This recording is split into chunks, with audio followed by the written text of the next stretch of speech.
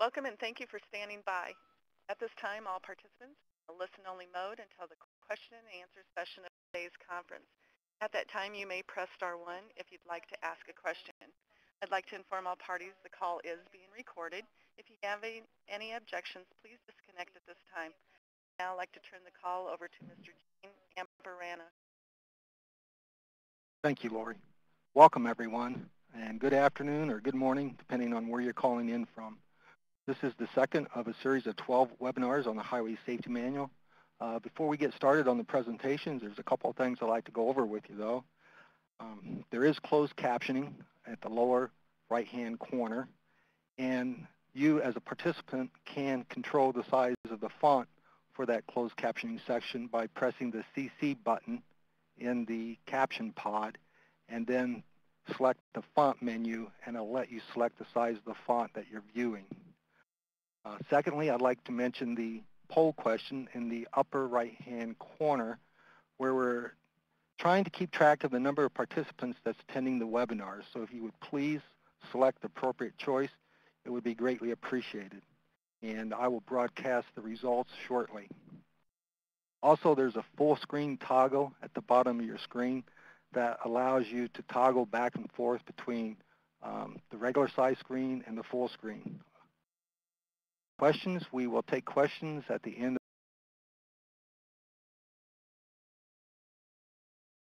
of the presentations.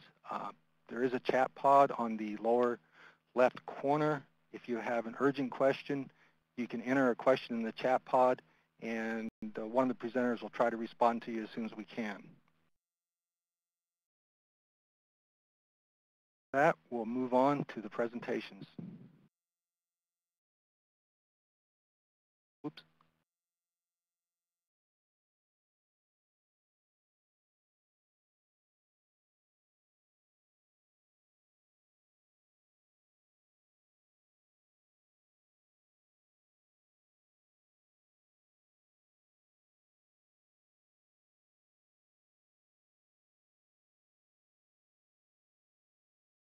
Taking a couple seconds to come up.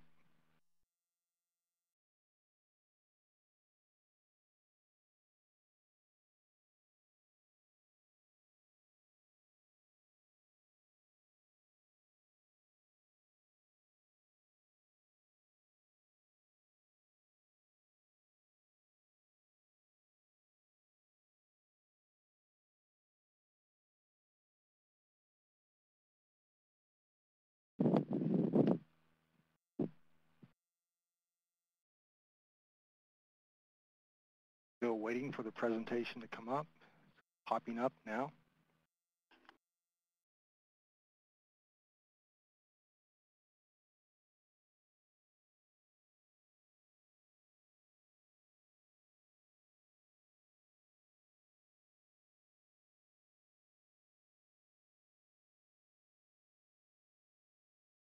Okay.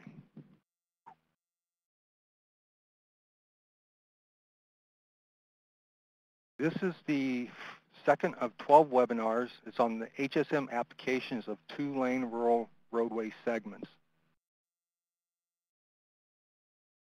The purpose of the webinars is to introduce the Highway Safety Manual, the content in the manual, the concepts, and the applications of different topic areas. And today's topic area happens to be on two-lane rural roadway segments. Again, it's the second of a series of 12 webinars. And today's presentations will be by myself, Gene Amparana. I will be doing the introduction, and we'll be going over the HSM crash prediction methods for two-lane rural roads using the safety performance functions and the crash modification factors. And Keith Harrison and myself are going to do a little tag team approach on this presentation.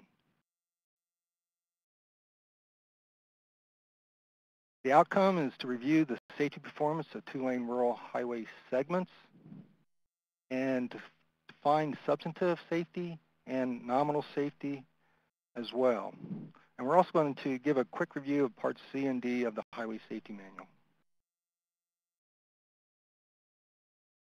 This is just a graph of the highway fatalities that have occurred since 1990. If you notice that there's a plateau between the periods of about 1992 to 2005, with a slight increase at that time of 43,500 fatalities, where the fatality rate was about 1.46. The latest number that we have available is for 2008, where the fatalities were 37,261. And that resulted in a fatality rate of 1.25.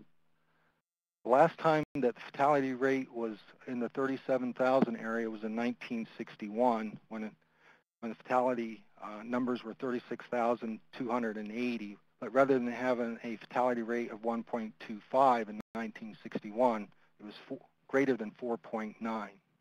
So we've made a lot of progress in the last few years with respect to highway safety.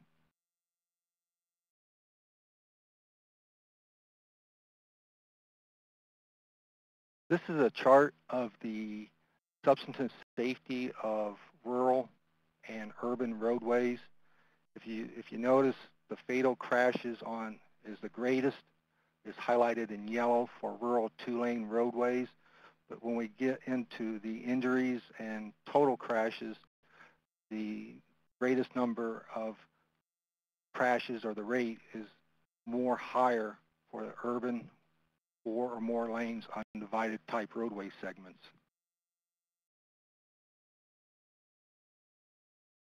This is the distribution of crashes. It's nationwide. It shows us that about 32% of the crashes that occur on our roadways across the nation are fatal or injury crashes, and the remaining 68% are PDO crashes.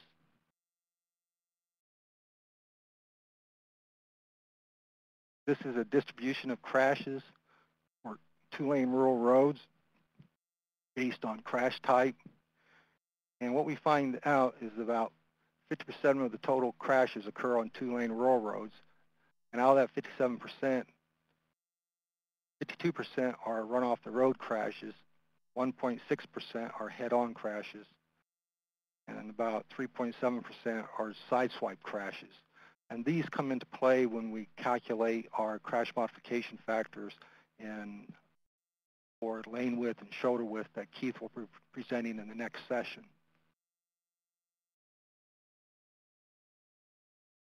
When we look at fixed object crashes in the roadway, especially on two-lane rural roads, we find that the major object that's being struck are trees. As one of my coworkers say, there's no such thing as a bad tree. It's just a tree in a bad location if it's getting struck. So trees are a concern within the respect of two-lane rural roads, something to be aware of. Also, utility poles and traffic barrier itself is also considered a fixed object, especially the rigid type barriers.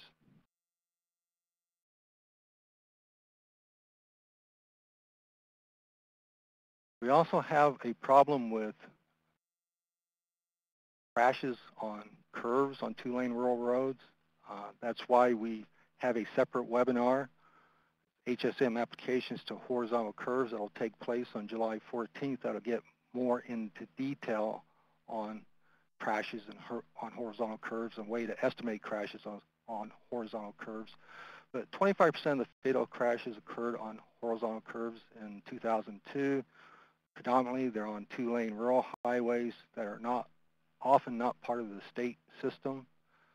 You can expect the average crash rate to be about 3 times greater on curves compared to tangent sections, and a lot of those crashes are run-off-the-road crashes.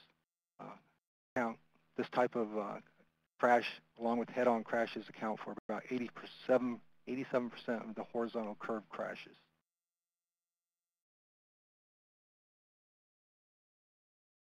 There's 2 approaches for considering safety. The first approach is nominal safety, which refers to whether or not a particular project meets the design standards or the design warrants. And then we have substantive safety, which refers to the actual or predicted safety performance of a highway. And it can be for an existing roadway or a proposed roadway. Here is a graphical representation of substantive and nominal safety. The green line is considered nominal safety, and the nonlinear line is substantive safety. And what we find is that the linear relationship for nominal safety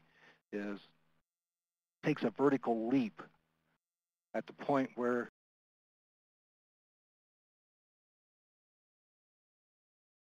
you either represents the line where you don't meet design standards, and everything to the left of that, you can see the y-axis, you have a greater increase for crash risk, and everything to the right of the vertical line is where your design dimension is greater than your design standards, and then you have a lower risk of crash frequency. Where in reality, our roadways behave more like the orange line shown for substantive safety, where the further you get away from your design dimension, or greater your crash risk increases.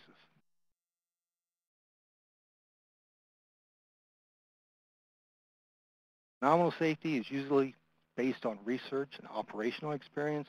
It does provide a consistent level of quality for a roadway, and that's one of the main reasons we have design standards, is to provide consistent designs, and it's reflective of general cost effectiveness. And it just basically is a yes or no question whether your design complies with design standards or whether it doesn't. And we consider this the first step with respect to safety. There are other things you can do to increase safety, and we'll talk about what those other things are.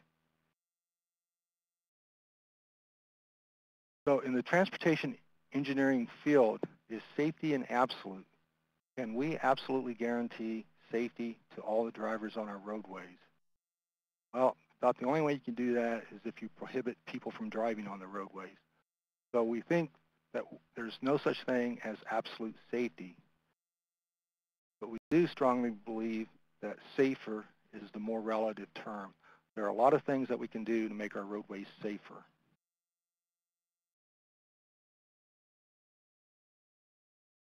Knowledge when it comes to crashes and safety is imprecise. Engineering judgment is essential. We can measure the stresses and loads on structural beams and columns, but it's very difficult to quantify safety. Engineering judgment is an important factor when we start looking at safety. This is where the Highway Safety Manual comes into play. Just as the Highway Capacity Manual is used to assess and assure adequate capacity, the Highway Safety Manual will serve as a tool for quantifying safety impacts of design decisions.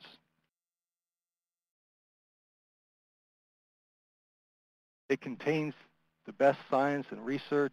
It's a synthesis of previous research, and it also contains new research commissioned by AASHTO and the Federal Highway Administration.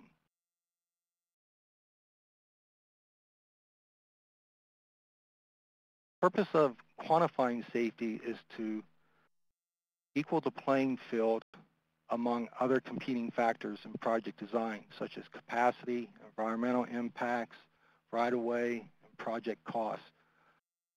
With the tools provided in the Highway Safety Manual, we'll be able to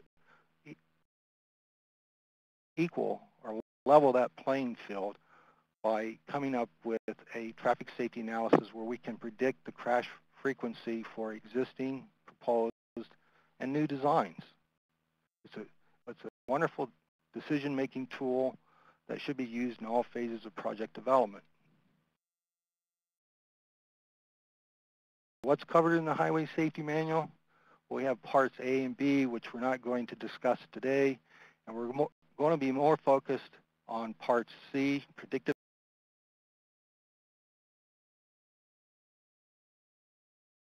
method, and part G are crash modification factors. Part C is broken up into chapters 10, 11, and 12. All three chapters have common procedures. They all have safety performance functions, or SPFs. They all have crash modification factors, or CMFs. And they also recommend calibration for local conditions.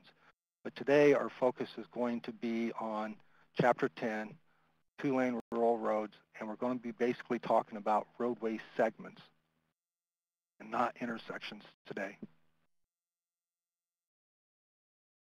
What are safety performance functions? They're mathematical regression models for roadway segments and intersections, developed from data from a number of similar sites.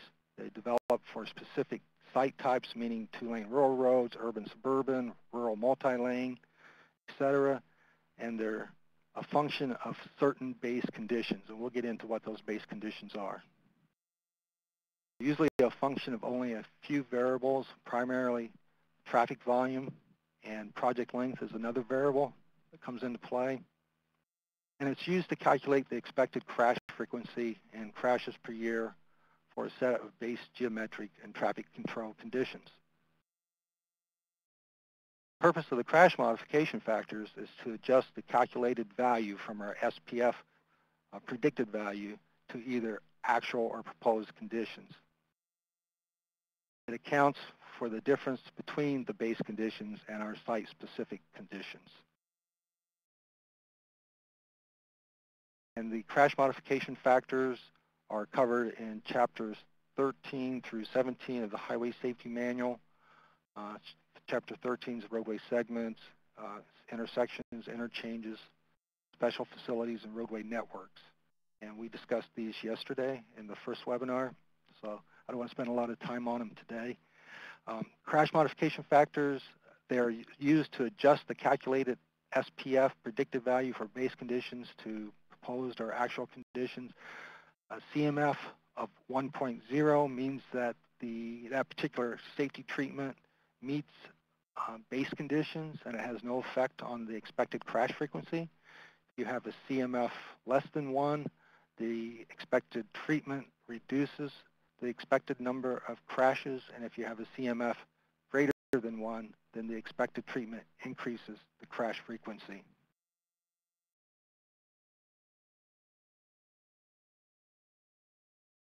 The role of design in crash prevention. Design can have an impact on human error. It can have an impact on resulting crashes from human error, and it can also have an impact on the consequences or the severity of crashes. So the point is that a particular section of highway or intersection, the way it is engineered or built, will impact both the number and the severity of crashes.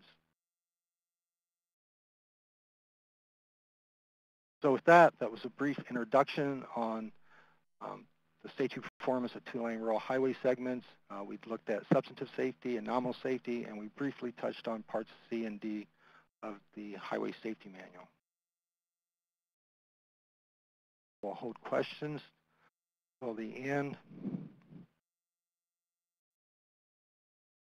With that, I'll move into the second part of the presentation.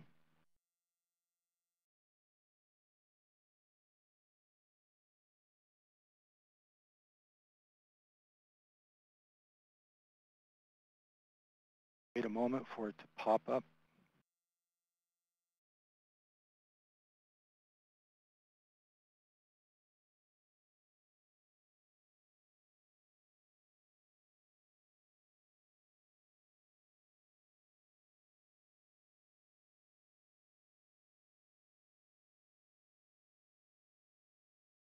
The second module, once this comes up, we're going to be talking about the crash prediction method in the Highway Safety Manual, especially with respect to Chapter 10.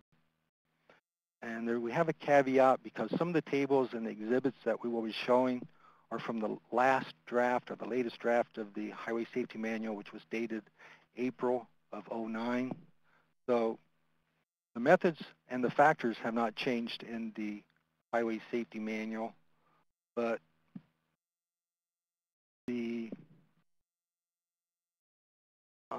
exhibits and then some of the table numbers might have changed.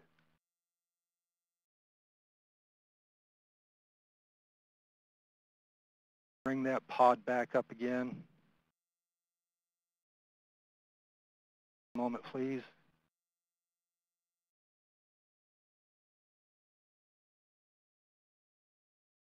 Going to one section.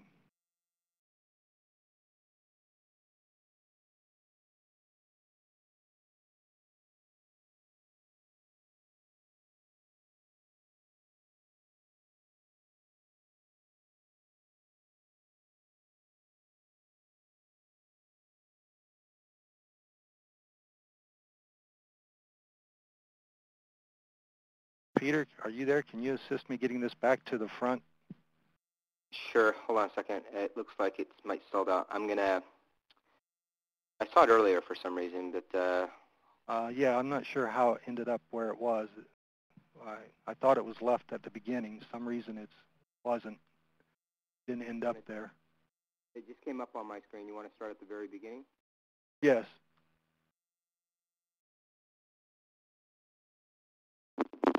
Thank you. Okay, now we're at the beginning.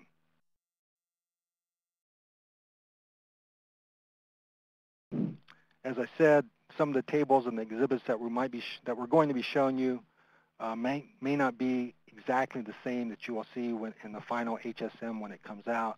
That's because we're working from the latest draft version of the Highway Safety Manual. It's my understanding, based on discussions with AASHTO within the last couple of days, is that the Highway Safety Manual is about ready to be released. They're expecting to release it the last week of June, or maybe it could go as far as the first week of July. So if your agency or company has purchased or ordered copies of the Highway Safety Manual, you can expect them to be shipped shortly in the near future, either the last week of June or the first week of July. In this module, we're going to discuss the Highway Safety Manual crash prediction method for two-lane rural highway segments. And we're also going to present and demonstrate the application of the use of the safety performance functions and crash modification factors for two-lane rural roadway segments. Again, this is for roadway segments. It does not include intersections. Intersections will be addressed in a subsequent webinar, and I can give you more information on that in a little bit. Some key findings by Charlie Zugier, who has done a lot of highway research, is that with respect to how cross-section relates to crashes on two-lane highways, traffic volume does have an influence on the crash rate. Both lane and shoulder width have influence on crash rates. Roadside hazards or fixed objects close to the travel lane has an influence on crashes, as well as alignment, meaning horizontal curves and vertical curves.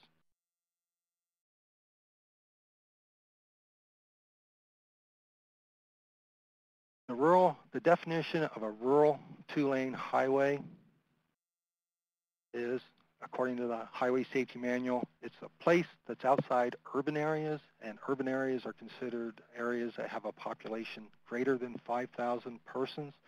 So a rural area would be populations of 5,000 persons or less. The prediction methods are also applicable to existing roadways, as well as design alternatives for existing or new roadways. The flow chart over on the right is the flow chart for the crash prediction method out of the Highway Safety Manual. There's 18 steps that's involved. It begins with defining the roadway limits and then goes all the way down to comparing and evaluating results. The Highway Safety Manual has examples in it that walks the user through each one of these steps, and we're going to walk you through some of those steps as well. But we're going to skip the first 4 steps that talks about defining the limits of the project, defining the study period, and determining the traffic volume and the geometric conditions. We're assuming that that's already been done. So we're going to start, this is step 5, in organizing the information for safety analysis. And what we do here is we separate the project lengths and crashes into homogeneous units. These are units that have the same type of traffic volume, same lane width, shoulder type, driveway density and driveways per mile, roadside hazard rating, and we'll get into what a roadside hazard rating is shortly. We would have a begin and end a segment at where horizontal curves exist, and also where we have segments on grade that are greater than 3%.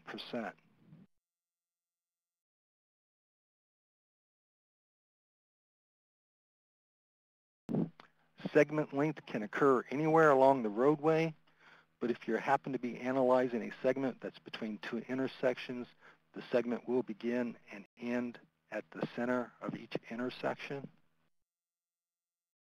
It also shows the limits of crashes. If you're in an area A, those crashes are classified as intersection-related crashes, and if you're in area B, those crashes that occur in that area are considered segment-related crashes.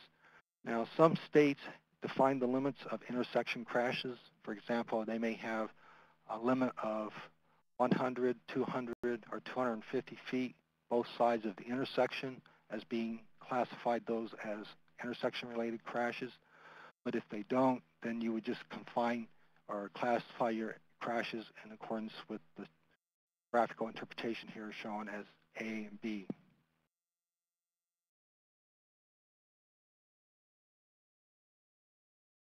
To account for the variability of lane width, the Highway Safety Manual provides guidance on using the appropriate lane widths, and they provide a variety of lane widths, and they round it up to the closest lane width. So if you had a lane width of 9.6 feet, then that would be considered a 9.5-foot lane width. The purpose of this is just to provide some consistency and reliability in your predictions, and also so you don't have to segmentize every tenth of a foot of highway length or road lane width. Likewise, the HSM provides guidance on selecting the appropriate width for shoulders. It also provides ranges, and it rounds up to the appropriate shoulder width.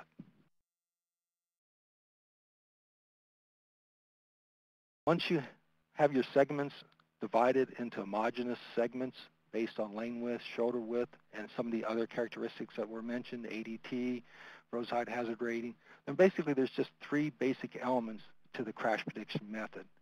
First one is the use of the safety performance functions, and you use those to predict the performance or the number of crashes for set base conditions. And those set base conditions has to do with the roadway characteristics or the geometry of the roadway itself. Then you apply the crash modification factors to your safety performance function value. And what it does is it adjusts the predicted safety performance from base conditions to either the existing or proposed conditions. And remember, we said that the crash modification factors, if you have a value less than 1.0, then you would expect a lower potential for crash frequency, and if your CMF is greater than 1.0, then you would expect an increase in potential crash frequency.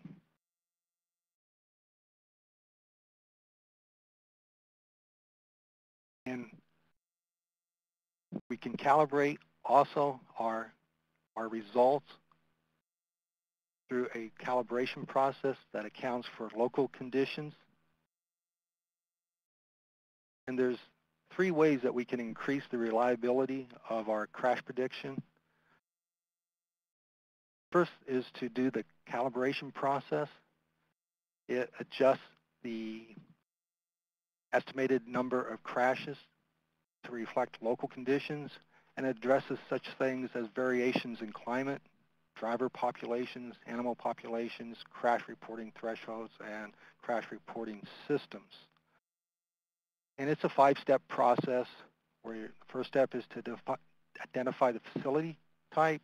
Second is to select the calibration sites, obtain data, apply the predictive method, and then finally compute the calibration factor. And we'll go through each one of these steps quickly. First step is facility type. That depends on the roadway type you have. So today our facility type would be a rural 2-lane road segment. And there's a total of 18 facility types that can be calibrated for. Second step is to select sites. It's preferable to select 30 to 50 sites with a total number of crashes equal to 100 as a minimum for the entire group, and that the sites are selected randomly. And the randomly selected sites should also include sites that don't have any crashes at all. Just because one of your random sites doesn't have any crashes, it's not one that you would omit. You would want to include that in your site selection as one of your projects. Step 3 is to obtain the data. You would obtain the crash data for calibration. You would need 1, 2, or preferably 3 full calendar years. And the reason we go with full calendar years is so that it can cover the seasonal aspects of like winter driving conditions or wet weather conditions for particular road types. So you can gather all of the crash types so that they're covered. The second type of data that you want to obtain is your site characteristic data for the predictive model. And that comes from Part C appendix, which is Exhibit A2. This is a snapshot of the Exhibit A2. This is for rural 2-lane roads. As you'll notice in the columns under data need, some of the data needs are required, such as annual daily traffic, your segment length, the radius is for horizontal curves, lane width, shoulder type. So there are some required data elements, and then there's other data elements that are desirable. And if you don't have the desirable data elements, then the Highway Safety Manual recommends that you use the default values or default assumptions for those particular data elements. Fourth step is to calculate the predicted crash frequency using the safety performance model and the applicable CMS, letting your calibration factor equal 1.0, so you come up with a predicted number of crashes without a calibration factor, essentially is what you're coming up with. Then you just take your total observed crashes that you obtained from your data and you divide that by your predicted total using your safety performance functions and your crash modification factors, and that will be your calibration number.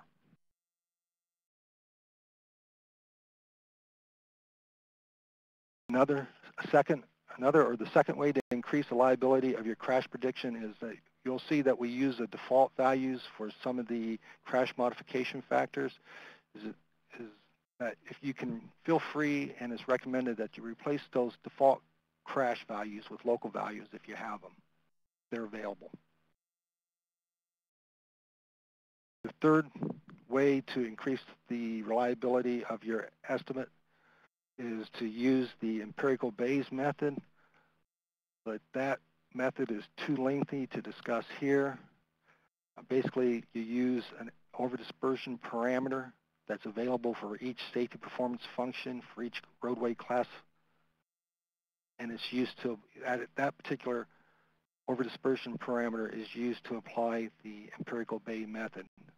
That is covered in Part C of the appendix in the Highway Safety Manual. That, I'm going to turn it over to Keith Harrison to discuss the crash prediction method using safety performance functions and crash modification factors. Keith?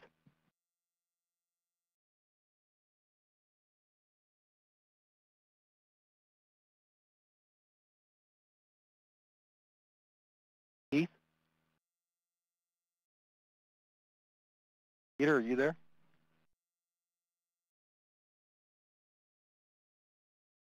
Hello?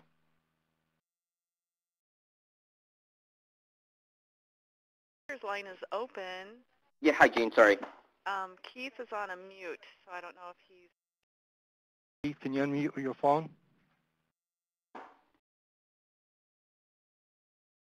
Sorry, Gene, what was the problem? It's Keith. He's going to cover crash prediction methods and the use of safety performance functions and crash modification factors. Mr. Harrison, Okay. your line is open now.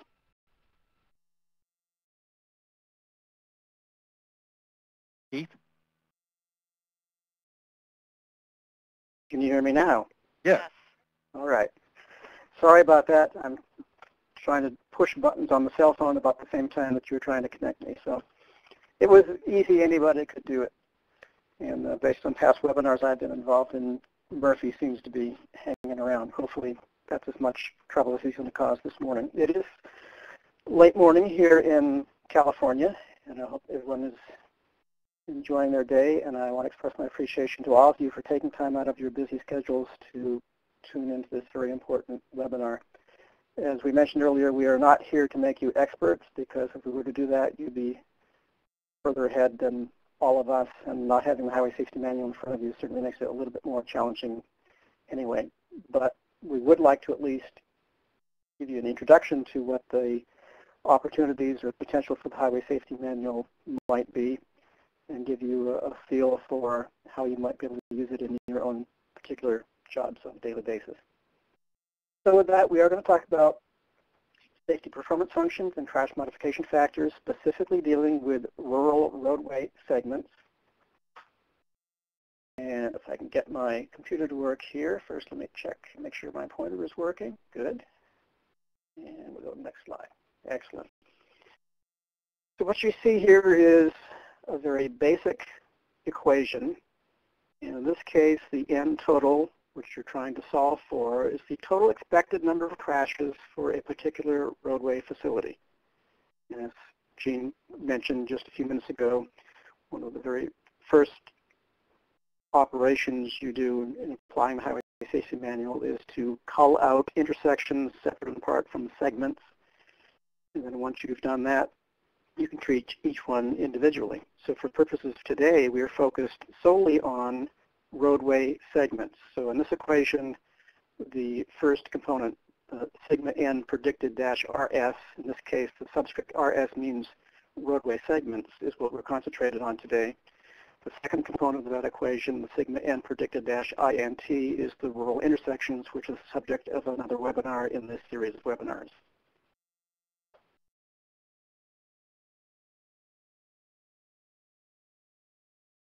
Now, if we were in a perfect world, we could choose a generic roadway of sorts and assume that any roadway that you might have within your purview would match exactly the characteristics of this roadway segment, this proxy, if you will.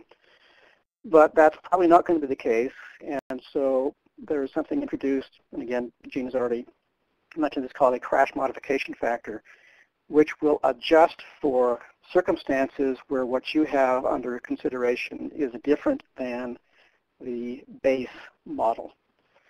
So the equation you see in front of you here shows a predicted number of crashes based upon the SPF. In this case, we're not talking about some protection factor. You don't want SPFs higher in the context of highway safety. You want SPFs that result in numbers that are lower. But if you have conditions that are not base conditions, the CMF will make adjustments. And all of this will become clear once we get into some more specific examples coming up here. So again, the focus today is on rural roadways, specifically two-lane undivided highways, and just looking at segments, portions between intersections.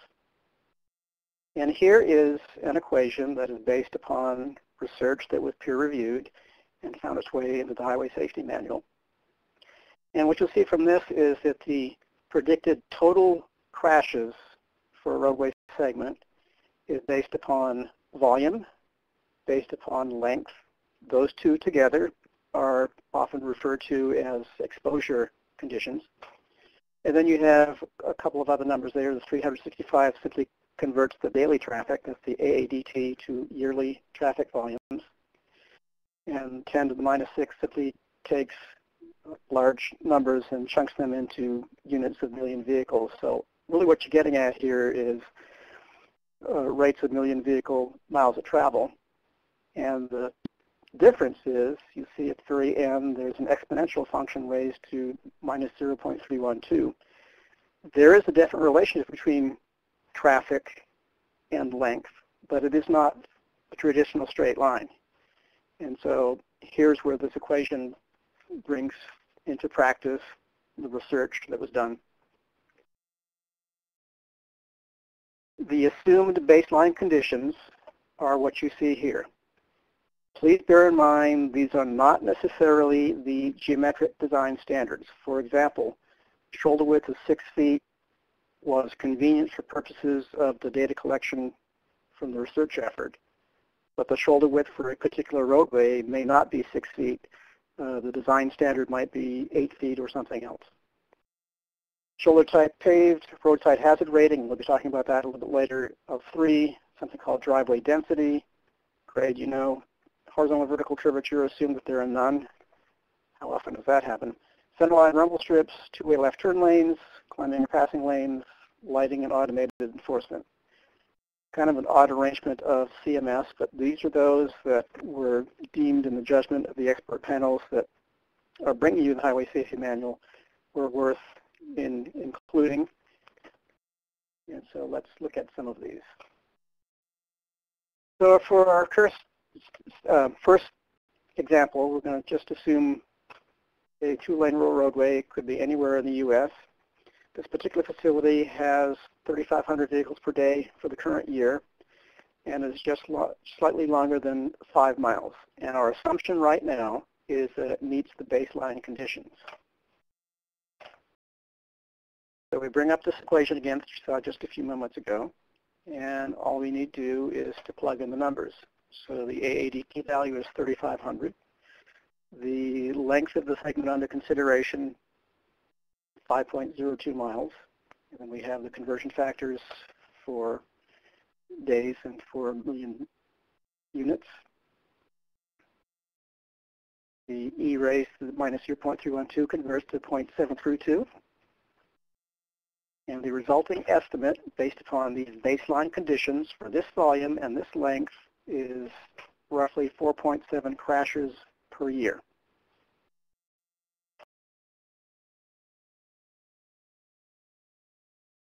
As I said, in many cases, you are not going to be fortunate enough to be able to stop here because your situation, either an existing facility or proposed facility, may have circumstances that are different from these baseline conditions. So let's take a look at that. Again, the CMFs are an attempt to quantify the expected change in crashes, which could be an increase or decrease, when implementing some kind of a change. It could be spot widening, it could be pavement marking, there's all sorts of things that you might consider. And there will be, in many cases, a crash modification factor that will try to characterize the nature of the change in the safety performance.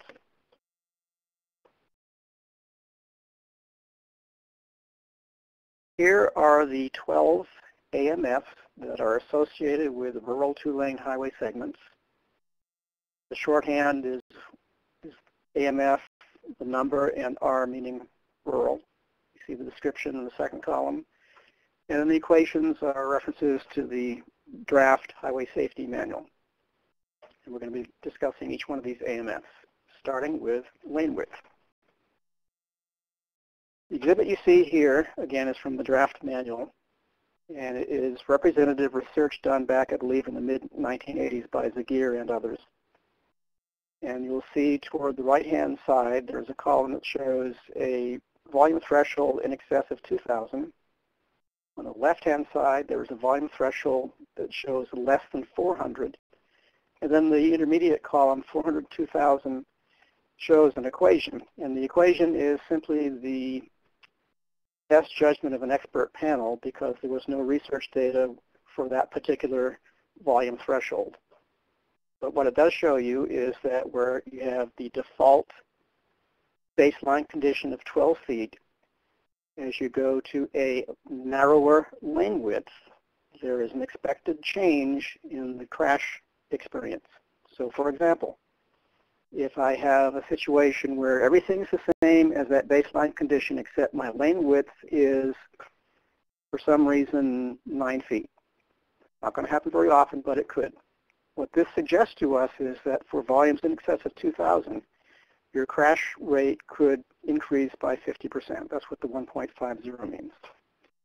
Now you'll notice that on the left-hand side there we have the low-volume facilities. The influence is still in the same direction, but not as great an order of magnitude.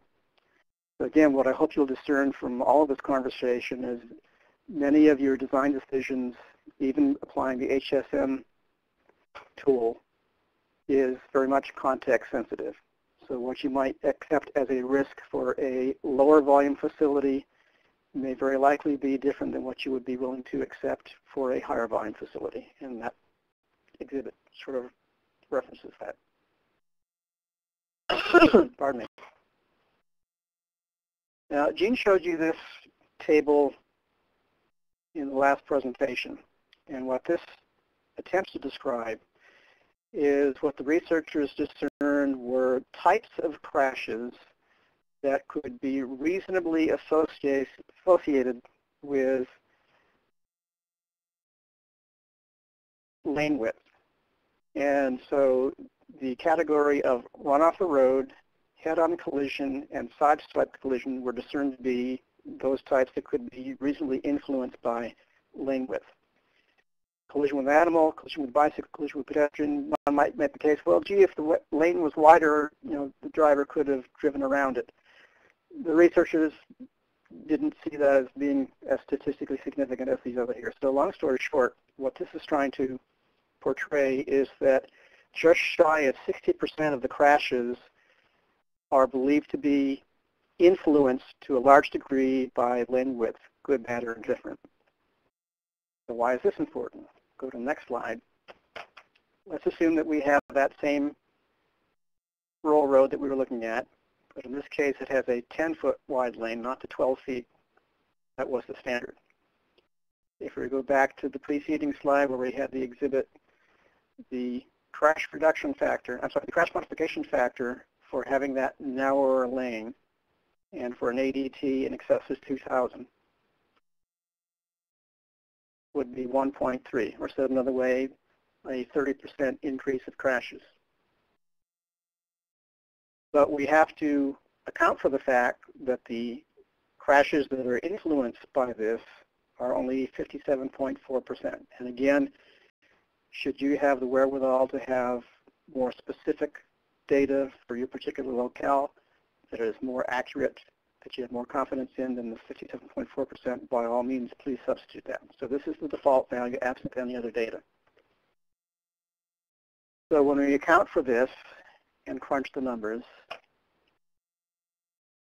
you'll see that the actual resulting change in crashes is more like a 17% increase rather than 30%. Because again, we were talking about total crashes, not just the crashes that were influenced by lane width. And this is why we applied the proportion, as you see here. Okay. Shoulder width is a little bit more complicated, only insofar as there are two components that in combination result in the crash modification factor for shoulder width. One is the width itself, and the other is the type of shoulder. What you see here is the AMS specifically for shoulder width, and you see that this particular exhibit is laid out very similar to what you saw for lane width. The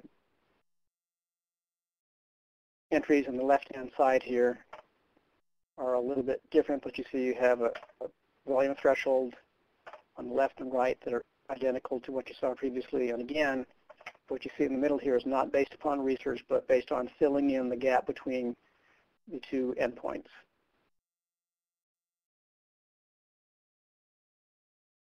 What you're seeing now is a table of CMFs dealing with shoulder type.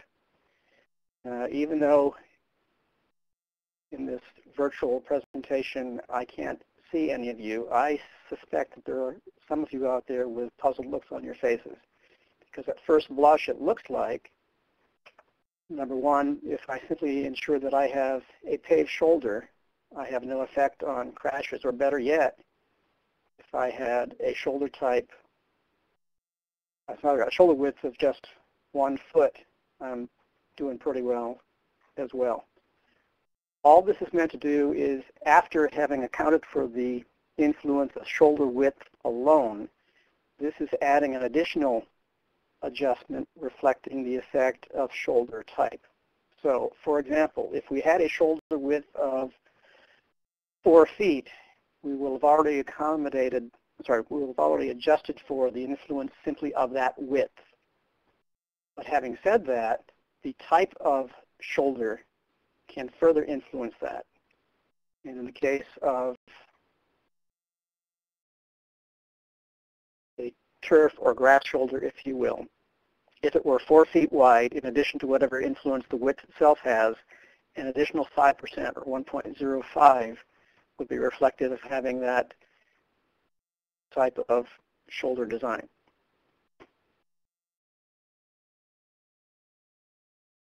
So let's look at another example. Again, we're using the same volume threshold. In this case, we have a 2 foot wide aggregate, or if you will, a 2 foot wide gravel shoulder. The adjustment simply accounting for the influence of the width is 1.30. But recognizing that we're dealing with something different than a paved shoulder, which really is the baseline condition, there's an additional degradation of the safety of about 1% here, referenced by the 1.01. So again, we are plugging those numbers in down here. Here's the effect of the width alone. Here's the effect of the type of shoulder plugged in down here. And as we did before for the lane width, again, that same Zagier study noted that roughly 50% of total crashers were the type that would be reasonably influenced by lane width and or shoulder width. Again, we crunched the numbers through, and so the total effect of this particular combination of shoulder width and type is 1.18, or about an 18% increase over the baseline condition. And it would complicate things just a little bit further, but really not that intimidating if you think about it. We have a situation which is probably not at all uncommon in a rural facility. In this case, we have an 8 foot usable shoulder, and of that 8 feet, the first 2 feet is paved, and the additional 6 feet is gravel. So going back to the table, looking simply at the influence of the shoulder width alone, that crash modification factor would be 0.87. Or compared to the baseline condition, which was 6 feet, it suggests a 13% decrease in crashes based upon that additional 2 feet of shoulder. But we also have to account for the shoulder type. And in this case, we don't have all pavement, we don't have all gravel, we have a combination of the two within that 8 feet. So simply, we use the crash modification factor for the shoulder type. For paved shoulder, it's assumed to be 1.00. Again, that's the baseline condition, but we only have 2 feet of the 8 feet being paved. For a gravel shoulder, the adjustment factor is 1.02, prorated by 6 feet out of 8 feet. Crunch the numbers, and it comes up with 1.015. And now it's simply a matter of plugging those numbers into this equation that you just saw a few moments ago. And once you do that, your result is 0.93, or roughly a 7% decrease in crashes, partly owing to the increased shoulder width of 2 feet above the 6 foot baseline, and partly tempered by not having a full paved shoulder. Okay, so we've covered the first two, and the point of this slide, that we'll bring these bullets in here, is to reinforce the idea that all geometric design elements work together. They are in some way interrelated. They don't exist in a vacuum. And of all the design elements, probably lane and shoulder width are more intertwined, inseparable than anything else. I would recommend that if you've not consulted it before, that you get a copy of AASHTO's so-called bridging document, where the formal title is A Guide to Achieving Flexibility in Design. And one of the points I make there is that really in considering the cross-section, you should really be looking at lane and shoulder width sort of as a pair, because whatever you gain by increasing the lane width, you are cheating the shoulder in some respects, and vice versa. You also notice from the previous exhibits that there wasn't a very dramatic decrease in, or said another way, dramatic increase in the number of crashes between the 12-foot lane and 11-foot lane. So the suggestion here is that perhaps it may not always be cost-effective to increase an existing 11-foot facility to a 12-foot facility. Now that should not be taken to say that, oh, we should automatically gravitate to an 11-foot lane because, like anything else, the design values that are included in the AASHTO Green Book and other design guidance certainly reflect a safety component, but there are other reasons for them being the design values that they are. And the last bullet you see here, lane width contributes to speed behavior. As I'm sure a lot of you know, the whole technique of applying traffic calming specifically by narrowing lanes reflects the fact that the lane width has an influence on driver behavior in terms of him or her choosing an appropriate speed. But more than anything else, perhaps the consistency of that speed within an alignment is also important. Okay, so let's move on and talk about curves. This is a fairly straightforward example, and what you see from the equation here is that it reflects both the exposure in terms of the length of curve. Now again, you're not likely to find curves measured in miles, but to be consistent with all the other CMFs, whatever you use has to be converted to that standard unit. The radius appearing in the denominator of the equation shows that as the curve gets sharper, meaning the radius gets smaller, that numerator is going to increase, and so the CMF will also increase. And I think that's probably intuitively obvious to most of you. What may surprise you is there is an additional term added to this equation with the term S, and that gives credit to the influence of a spiral transition. If you have no spiral, the S term is 0, so that drops out. If you do have a spiral transition, then that S value becomes 1, and you have the benefit of subtracting out 0.012 from the numerator, making the CMF smaller. The reason for this is that research has shown that a spiral curve design more closely matches actual driver behavior than the traditional tangent to curve design. Look at an example. We have a location where the curve length is 480 feet. Again, as I mentioned before, it needs to be converted into miles. Curve radius is 350, and in this particular circumstance, the curve under consideration is not a spiral. It's not a spiral transition, I should say. We work the numbers. We would come up with a crash modification factor of 2.62 as compared to the baseline condition, which, as you recall, was no horizontal curve whatsoever. Let's see what the influence of providing a spiral transition might have on the very same circumstance. The only thing different from this calculation than the one that I showed you just a moment ago is that there is a spiral present. So in this case, this value becomes 1. Work the numbers, and now we have changed this value to 2.18. And if you compare those two numbers, it is not an insignificant difference between the two values.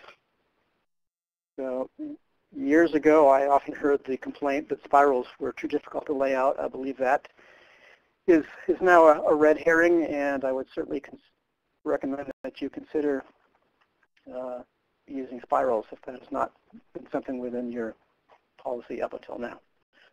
Pardon me. Okay, and curves typically have super elevation built into them. And in some cases, particularly over time, if there are pavement overlays, there may be what I often refer to as a super elevation deficiency, but the HSM terminology simply refers to it as a variance. And what this shows us is that where the super elevation variance is less than 0.01, then there's no discernible effect on crashes. If the super elevation variance increases, and you see the threshold here is above 0.01 but less than 0.02, and we're adding a factor of 6 times that difference. And then if you get a super elevation variance above 0.02, then you have a factor of 3, but the equation includes a 0.02. Let's take an example. Let's assume that for your particular curve under study, the required full super would be 4%, but for whatever reason, your actual super elevation is only 2%. The difference between the two is 0.02 or 2%. The corresponding equation from the three choices that you see above there is this one. And if you crunch the numbers, you would come up with a crash modification factor of 1.06, or a 6% increase over the baseline condition, owing to the fact that you did not have the full super required for this particular curve.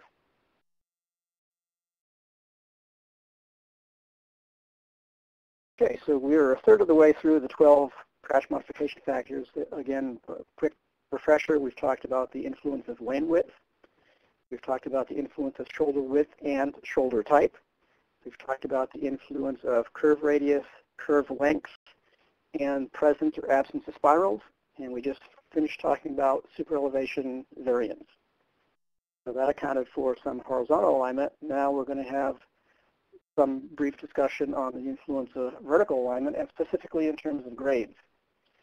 Now, as you might have figured out on your own, when we're dealing with a two-lane undivided facility, if you have an upgrade in one direction, it is a downgrade for the other direction.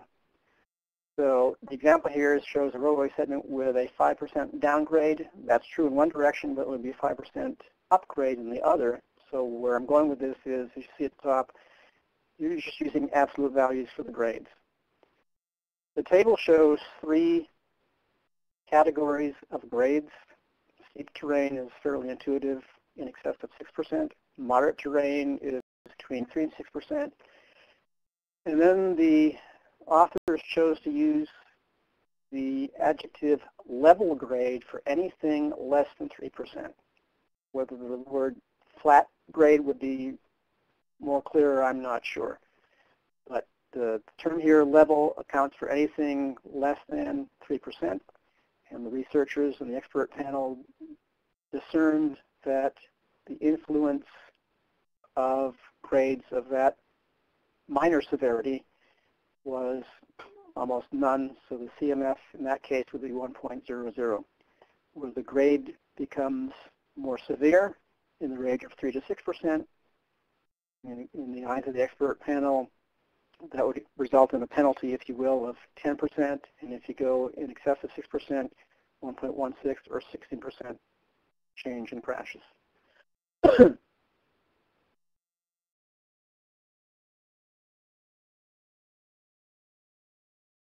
So for the case here, the example was 5%, falls within that moderate terrain category, and the CMF would simply be 1.10, simply taking a number off the table.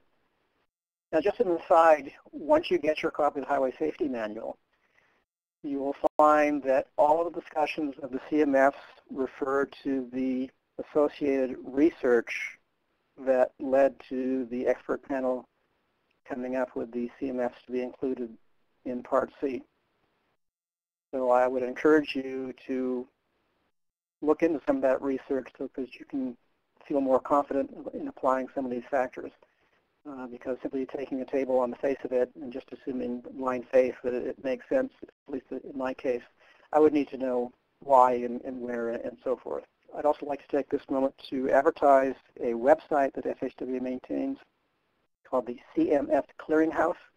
I believe the URL is www.cmfclearinghouse.com. And that provides far more detail on these and other CMFs, as well as current and past research, and in many cases hyperlinks to some of the research studies. So that's another resource that I would encourage you to take a look at. Okay, now we're going to look at CMF number 6, and this is sort of a proxy for the degree of access control on your particular facility. Certainly as you get into more commercial districts, that's more of a challenge, but even in the more sparsely populated areas, the presence or absence of driveways can certainly have an influence on the crash rate.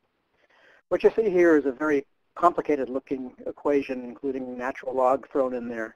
But really what it's saying is that where you have driveways more frequent than about 5 driveways per mile, it may have an effect on crash frequency. Look at an example. Again, we're looking at the same facility we've been using all along. The ADT is still 3,500. In this case, there are 31 driveways on one or both sides of this 5-mile segment. And so, if we do the math, 31 driveways over 5 miles is just over 6 driveways per mile. That's the DD component, which is going to be plugged in right over here. We do that as well as putting in the ADT. It shows that crash modification factor of 1.03 would result. If we had 6 fewer driveways in this segment, meaning 25 driveways rather than 31, again, do the math to compute the DD, you would get just under 5 driveways per mile, and your CMF would go back down to 1.00.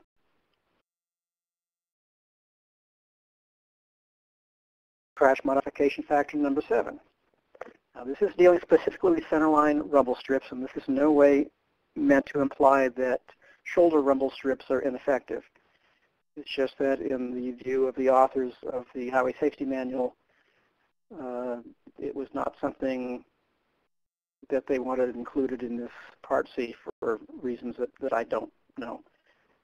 But suffice it to say that from this table, you can see that the crash modification factor, or still they're using the AMF number here, is 0.86, or suggests a 14% decrease in crashes simply by having the rumble strips as opposed to having none. And this particular value is supposedly appropriate for any of the rumble strips designs, meaning rolled in, ground in, what have you, whether they're continuous or intermittent. And you also notice here for the first time that there is an additional column added, and that is the standard error. In many of these cases, for the crash modification factors, there is additional detail provided, if not in Part C, perhaps in the appendix, or again, that CMF clearinghouse, that gives a better feel for the statistical significance, or the confidence level, if you will, for some of these CMFs. And I know that's a concern for a great many of you. CMF number 8, and this has to do with passing or climbing lanes. And you'll see on this exhibit on the left-hand side, under treatment, provide a passing or climbing lane or provide a short 4-lane section. Passing lane or climbing lane is one where you have an opportunity for vehicles that may be queued up behind a slow-moving vehicle to safely pass. It may also help to offset potential rear-end collisions where you have a vehicle approaching too quickly behind a slower moving vehicle and be able to move out around it, even if they're not queued up behind it. The short 4-lane section, and I don't know what the definition of short is, let's just say it's an intermittent 4-lane section, if you will, also has an effect, a beneficial effect. The crash modification factor for simply putting in the passing lane is about 25%, the AMF being 0.75.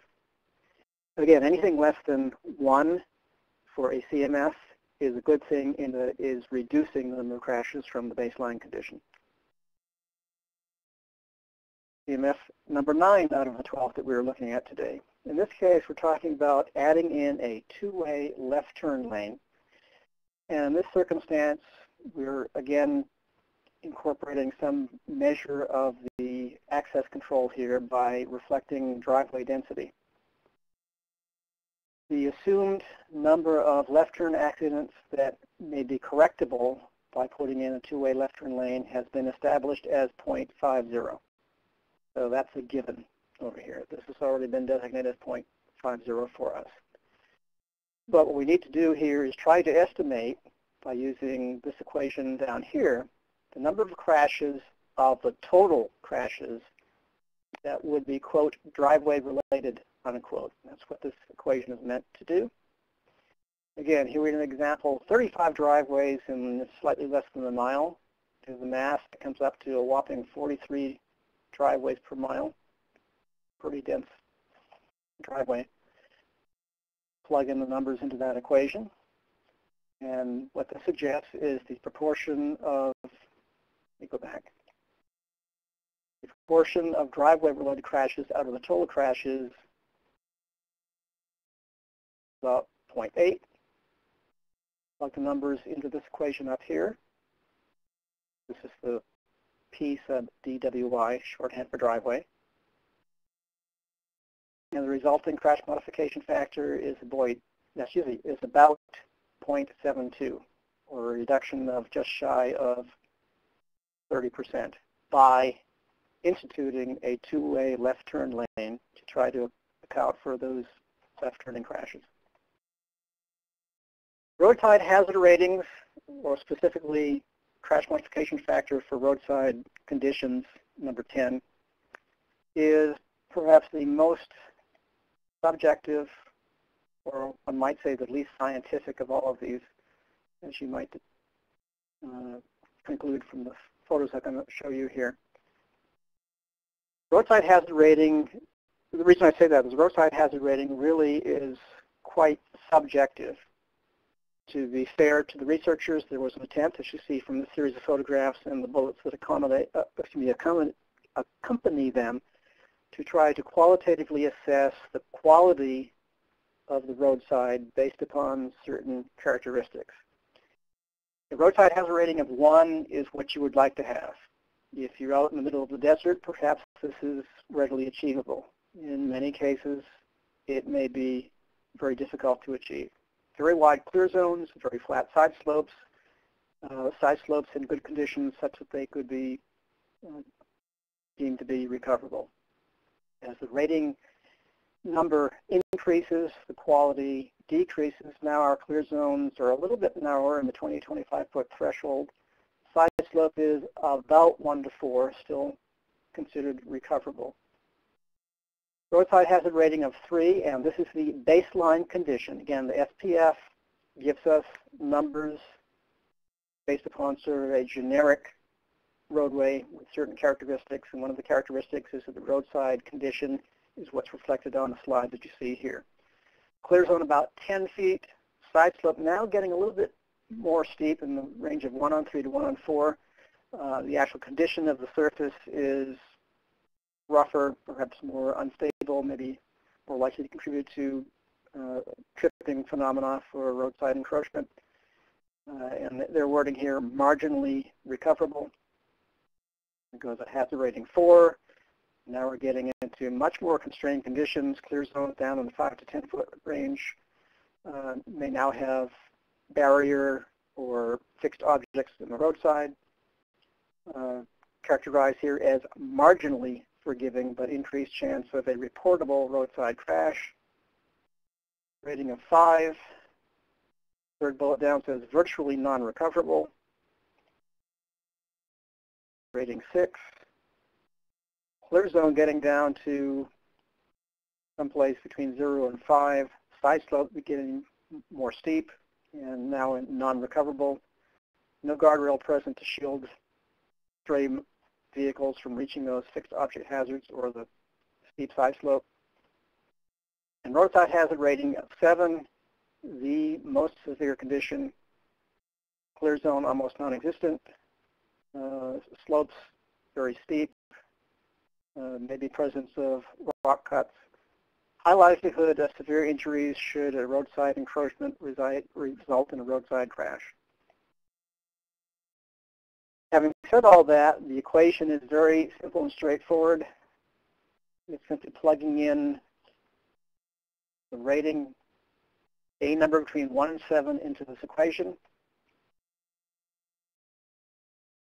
A roadside hazard rating of 5 for purposes of this example. Were you to crunch through the numbers, you would come up with a crash modification factor of 1.14.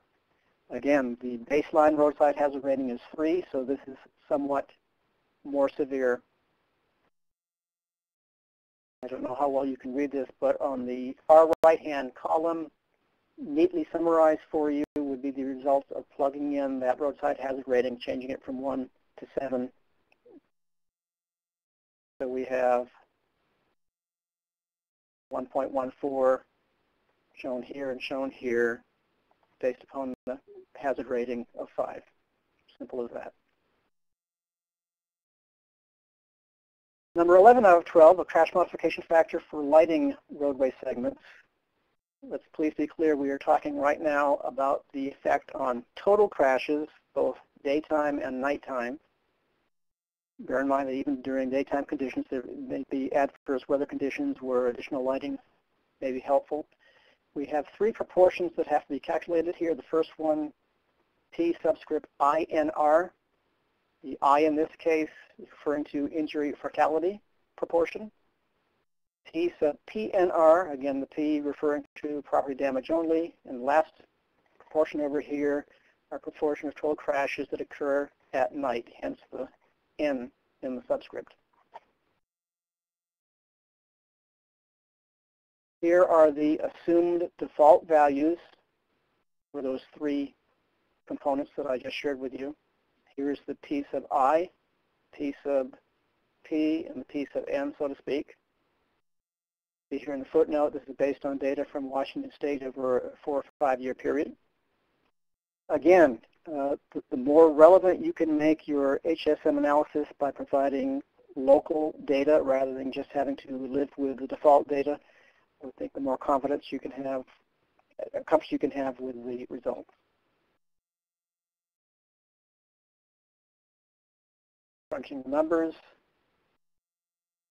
guess a crash modification factor of 0.92, or just about an 8% decrease in crashes, total crashes, by providing lighting where lighting did not previously exist. This particular table is not a separate AMF, but this is specifically dealing with the effect on nighttime crashes alone. And as you can see here, baseline condition is no lighting. The treatment is providing the lighting under all settings, all types of crashes, accident modification factor or CMF, 0.72 or nearly a 30% decrease in crashes, nighttime crashes. And finally, CMF number 12, automated speed enforcement. Using video or photographic identification in conjunction with radar or lasers to detect speeding drivers, CMF of 0.93. The Highway Safety Manual does not give too much additional discussion on how this number was arrived at, and my intuition tells me probably there's some researcher out there who's trying to figure out applying additional modification factor based upon whether it's an election year or not, or how badly the locality's budget is in the red. But that's for another research study. Finally, I want to make sure that you are aware that even though the authors of the HSM chose to include 12 CMFs in Part C, there are in fact other CMFs that are included in Part D. This is just an excerpt of those. And these and others can also be seen on that cmfclearinghouse.com website. And I believe that wraps up my portion of the presentation. And just to summarize here and just to segue back into an example that Gene is going to share with you momentarily, each one of the CMFs that I went through, and if you were jotting them down as you went through the slides, would be multiplied one after another, and that resulting number would be applied to the baseline SPF number, so that the N predicted dash RS would be, as you see here, the predicted average crash frequency for the particular roadway in crashes per year. And with that, I am going to turn it back to Mr. Amparano. Gene? Thank you, Keith. The next few slides, what I want to do is to go over a new or different case study. It's a hypothetical roadway where existing conditions don't meet base conditions as was assumed in case number 1. Okay. So this is for a county 2-lane rural road. It can be anywhere for this particular project that happens to run from milepost 10.0 out to 15.02. Our traffic volume is 3,500 vehicles per day. In the current year, our length is a little more than 5 miles. Our lane width is 11 feet. Our shoulder width is 2 feet. The type is gravel. We have a horizontal curve on a segment of roadway, and it's on grade, and it happens to run from milepost 12.0 to 12.186, which is a 982-foot curve. We have no spiral transition. We're on a 4.5% grade. We have a super elevation variance or deficiency of 0.02, and then we have another tangent section on grade that runs from milepost 1345 to 14.0, length 0.55 miles, and we're on a negative 6.3% grade. So what we're going to do is we're going to walk through the example calculation on how to come up with the expected crash frequency for this roadway segment. So the first thing we did is we broke up the segment into individual homogeneous units or sections. We have tangent sections. We have a section on curve, which is section number 2, which is in red. Then we have remaining tangent sections and also the graded sections. We put in the length, the horizontal curve radii, whether or not there's a super elevation variance, the grades, driveway density, and roadside hazard rating. And the only reason we listed those particular items is that is all we have for this project. We're assuming that everything else, we're going to use the default assumptions that they're not present, like for speed enforcement, so on. So first thing we need to do is we need to calculate our expected number of crashes for base conditions using our safety performance function, which is the one that Keith had presented earlier, substituting in our variables of ADT and project length, come up with a predicted crash frequency of 0.17, or you could call it 0.2 crashes per year for this particular segment. And we're just going to look at segment 2 because we don't have time to go through and calculate the expected number of crashes for each segment. We're looking at 11-foot lane, so we're going to calculate our crash modification factor for lane width from Exhibit 1014, whereas CMFRA was 1.05 for an 11-foot lane. Putting in our proportion of crashes for related crashes, which converts that to total crashes. Putting in our variables, and we come up with a crash modification factor for lane width of 1.03.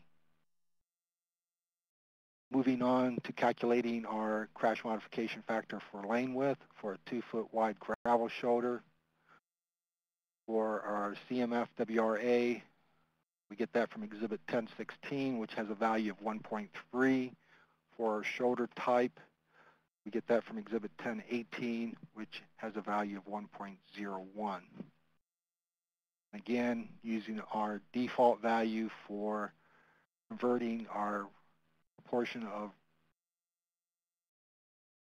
crashes related to lane and shoulder width to total crashes, which is 0.574. We come up with a CMF for a 2-foot wide gravel shoulder is 1.18. Now we're going to move on and look at our horizontal curve. Length is 0.186 miles. Our radius is 600 feet, and there's no spiral transition. Again, substituting our values into our crash modification factor function for horizontal curves, we come up with a CMF of 1.43 for our horizontal curve. Our CMF 4 for super elevation variance, we would use the CMF, it's listed here as AMF, but it should be CMF 4R is equal to that function. So calculating after we insert our variable, come up with a CMF for horizontal curve super elevation of 1.06.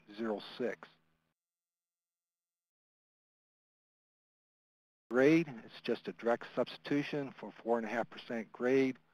We fall into the moderate terrain category where the grades are between 3 and 6%, so our crash modification factor for grade is just 1.10.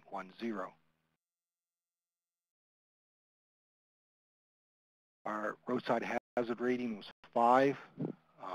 Using the crash modification function for roadside design with a roadside hazard rating of 5, substituting the value in, we end up with a calculated CMF value of 1.14.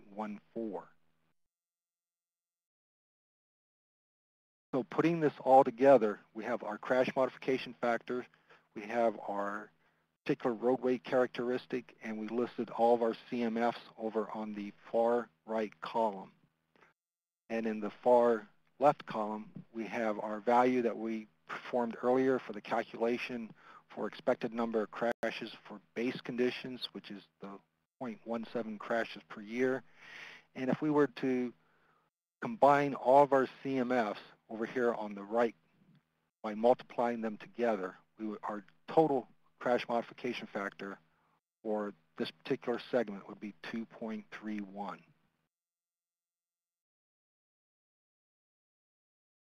Now we want to calculate the total predicted number of crashes for this segment. Again, using our predicted number of crashes with our safety performance function, 0.17. In the brown, all of our crash modification factors are in the blue, and then our crash calibration factor, we're letting that equal to 1.0, and that's the green. Multiplying those 3 items together, we come up with a estimated crash of 0.4 crashes per year, or that equates to about 1 crash every 2.5 years. That's just for this particular segment. This is how you would go about performing a crash prediction for this segment. So we walked you through segment 2, and this is a table format of all of the segments that were analyzed, and they were broken down into 5 segments, 1, 2, 3, 4, 5, based on the previous table of values, along with the crash modification factors listed across the top, and the predicted number of crashes under the base conditions. So in the circled box at the lower right-hand corner, we have a sum total of 7.2 crashes for the entire roadway segment.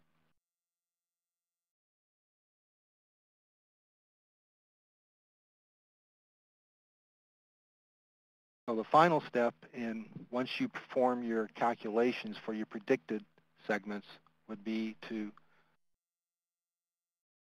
add them to your sum of your predicted values from intersections if you were evaluating a particular segment that included intersections. But today we're just talking or discussing roadway segments. So we walked you through the process of completing a calculation for a crash prediction using crash modification factors where a roadway project differs from the base conditions.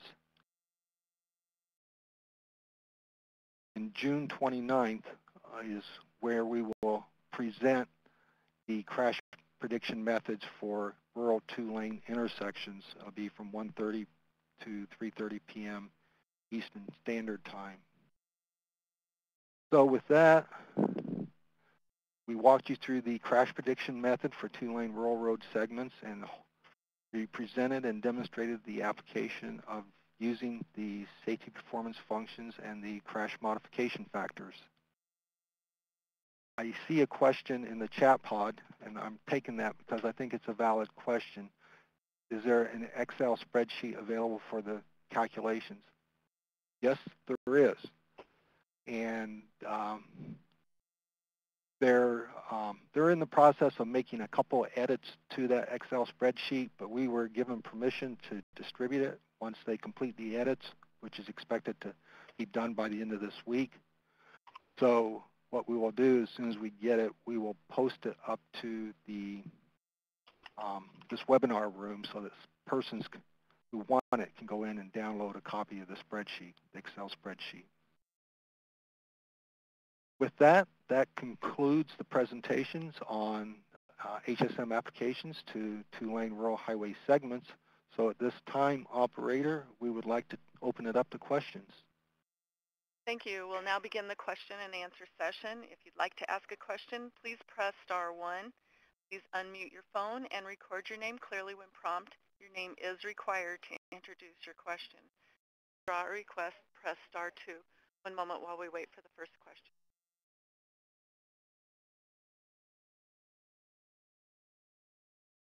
There's a question in the chat pod about, is there software for HSM?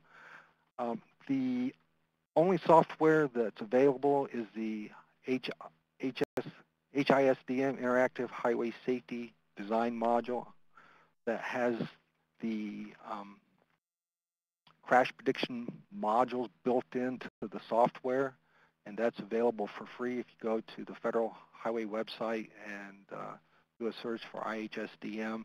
You can download a copy of that software package off the website, or at least get access to it.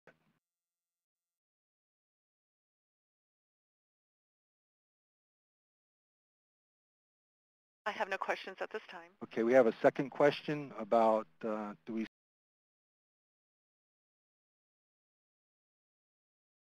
see any, you can't answer that question. I would assume that it's not applicable to Canadian conditions, but I'm not one of the researchers, so I don't know. If you want me to, I can check on that if you give me your email, and I can get back to you later. Second question is, are the presentations available for the download if they didn't attend yesterday's webinar? Yes, they are. As a matter of fact, we're getting ready to go to the wrap-up room when we close here, and in that room there's a file share pod where you can download.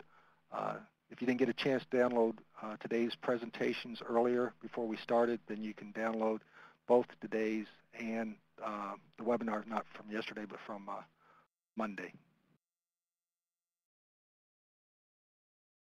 Once again, if you'd like to ask a question, press *1 and record your name.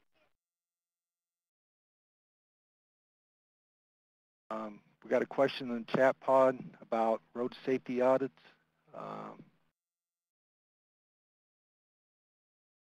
I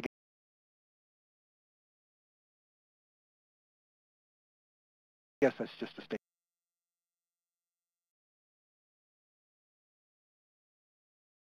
Okay. Will Stein, your line is open. Hi guys, this is Will from Minnesota Division. Hey Will. And I'm just curious how this takes into account severity of crashes, since that's really the change in emphasis nationally is to focus on fatal and serious injury crashes, and these models appear to more predict frequency of all crashes. The severity of crashes, some of the CMFs, and somebody asked a question, AMF equals CMF, yes, the terms are used interchangeably. we thought we cleaned up the slides to get rid of the AMF terminology, but I see we missed a couple. Some of the CMFs have particular CMFs for roadway severity and PDO crashes. Others just have a value for total crashes. Probably the best way to handle that is if an agency were to do their predicted number of crashes and they knew the percentage of crashes that were fatal and the percentage that were PDO, then they could factor that into their estimate. But right now, for rural two-lane roads, nationally for fatality and injury crashes, the value is 32% or 32.1%, and for PDO crashes, it's 68% or 60. That's about the best they have for now, and that's what's built into the spreadsheet. If you try to determine the number or separate the number of fatal and injuries versus the number of PDO crashes, because a lot of our PDO crashes don't get reported, so some states feel that it's not a true reflection on the total number of crashes, which is a valid statement. Thank you. Thank you. I have no further questions at this time. Well, if there's no more questions, we will conclude the presentation. We thank you for your participation. I'm going to move you to the wrap-up room. And here you can download copies of today's presentations, which are dated June 16th, and then Monday's presentations are dated June 14th. I do have another call that just came in. Can you hold a moment? Okay.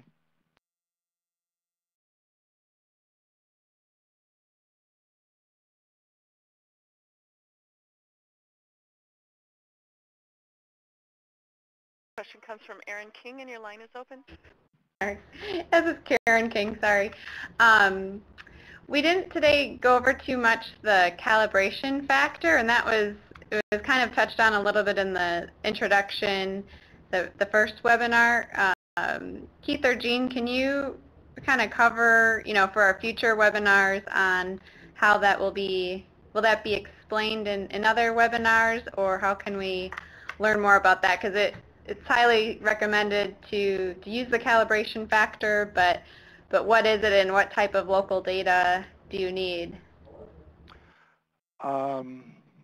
We have not addressed it specifically. I mean, it's something we can possibly do, but we would have to use, we could come up with some kind of an example of how to use it. We tried to discuss the process of how you would go about what you would need to come up with a calibration factor, and the HSM has explicit instructions on how to come up with a calibration factor. But as far as giving a detailed example of going through the calibration process, that's something we will certainly think about doing. Thank you.